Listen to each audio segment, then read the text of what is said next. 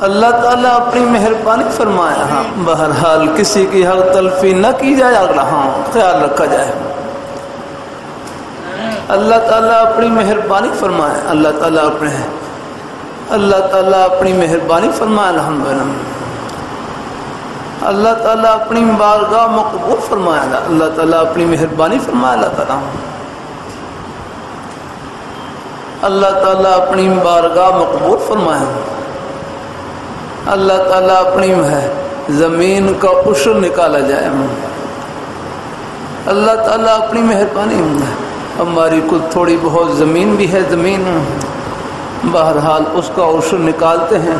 اور گندم چاول وغیرہ کا عشر تو خیر نکالتے ہیں لیکن مجھے کیونکہ میں زیادہ گھر سے باہر ہی ہوتا ہوں تو پوچھا کہ وہ جو چارہ ہے چارے کا عشر نکالتے ہیں چھوٹی بہن نے بتایا کہ والد صاحب اس کا بھی نکالتے تھے لیکن مجھے کچھ شبہ سا تھا کہ شاید اس کا عشر نہ نکالا ہو یاد رہا اللہ تعالیٰ اپنی مہربانی فرمائے تو کچھ تھوڑی بہت زمین فروخت ہوئی تو میں نے گھر والوں سے پوچھا کہ یہ جب سے ہم پاکستان بننے کے بعد یہ زمین ہمارے پاس آئی ہے اس وقت سے آپ حساب لگائیں کہ کتنا عشر بنتا ہے زمین کا کتنا عشر بنتا ہے لگائیں